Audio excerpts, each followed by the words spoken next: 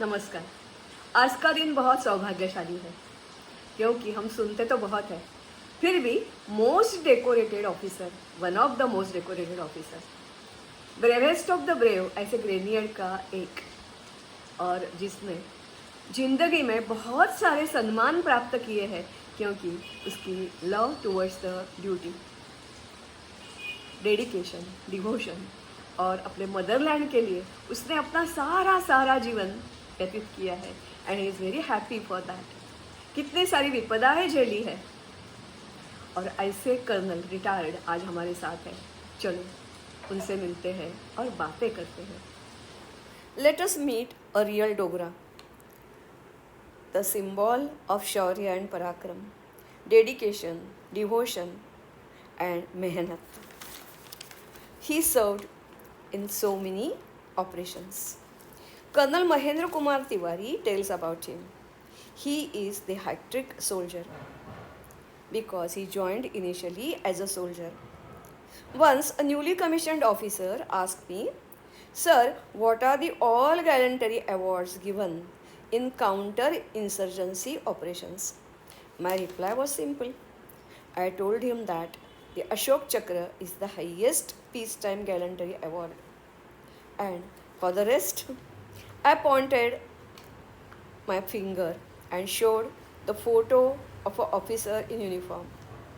This officer was Colonel Rajendra Kumar Sharma, KS Kirti Chakra, SC Shaurya Chakra Medal, SC Sena Medal. If you look at the top of the side of his uniform, you will find the ribbon of Kirti Chakra, Shaurya Chakra, Sena Medal, and one COAS commendation card.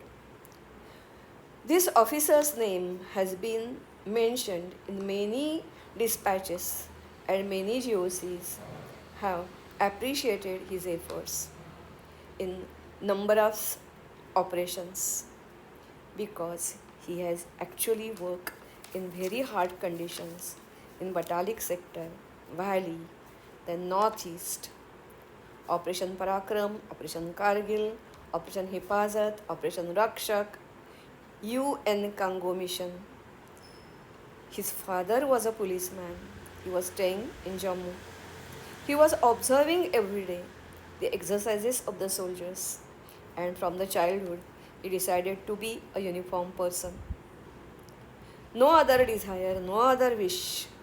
And when he attained the age 18, he joined the army. But because of his devotion and mehnat and kamgiri, he was commissioned as an officer in 1998. Let us meet this colonel. नमस्कार, कथा सागर में सबका स्वागत है। आज मैं हिंदी में बोलने वाली हूँ क्योंकि मेरे साथ आज है special guest. He is from Jammu, he is Kirti Chakra विजेता, शौर्य चक्र विजेता and Sena medal winner also. So he is major Sharma ji. आपका पूरा नाम बताइए, आप कभी रिटायर हो गए, कभी ज्वाइन हो गए, कौन कौन सी यूनिट में काम करते थे, और जब ये सारे मेडल्स आप ले रहे थे तो आपकी फीलिंग क्या थी? मैं कर्नल आर के शर्मा हूँ, मैं जम्मू से हूँ और आर्मी में जाने का बचपन से मेरे को बहुत शौक था। When I was in standard 5th or 6th और 10th क्लियर करने के बाद मैं आर्मी ज्वाइन करने के लिए गया, तो in first go I was through. और उसके बाद I am from 22 grenadiers which is also known as bravest of the brave. It is first bravest of the brave of Indian army. और मेरे को सारे अवार्ड जो है ये 2007 और 8 में मिले, 7, 8 और 9 में इन रो कीर्ति चक्र, शौर्य Chakra and Sena medal. And I am also participant of Kargil war which जो मैंने बटालिक सेक्टर में लड़ा है और बटालिक सेक्टर में 0.5465 है which is highest point in Batalik sector. तो that my boys were able to capture. वाह, very nice, very nice. कीर्ति चक्र? जी, कीर्ति चक्र मेरे को मणिपुर में मिला है, शौर्य चक्र मेरे को मणिपुर में मिला है और सेना मेडल मेरे को जो है वो भी मणिपुर में मिला है। It is नागालैंड मणिपुर में। आतंकवादियों के मिलिटेंट्स। जी जी जी। तो ऑपरेशन के बारे में वो पूरा बेल्ट जो है वो एक तरफ तो आपके 6-7 बॉर्डर लगते हैं वहाँ पे, आपका बर्मा, भूटान, असम, ये सारे, और पूरी स्टेट जो है नॉर्थ ईस्ट की वो इफेक्टेड है, और मणिपुर वॉज वर्स्टली इफेक्टेड Yeah. करते हैं। जी जी जी, तो ये था। तो मैं अपने बारे में तो क्या बताएगा, सारे आर्मी में सब थोड़ा थोड़ा काम करते हैं, बराबर।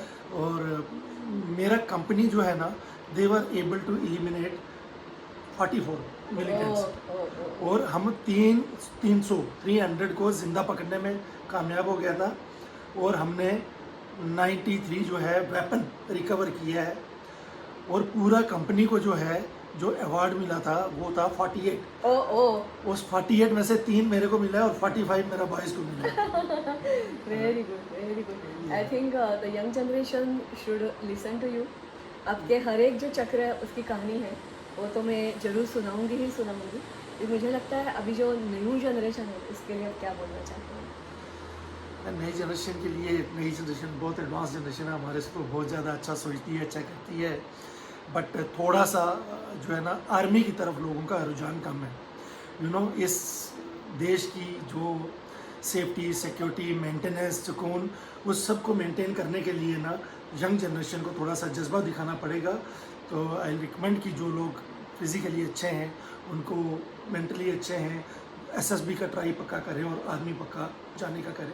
ज़्यादा नहीं तो 5 साल के लिए तो पक्का जाए। Yeah.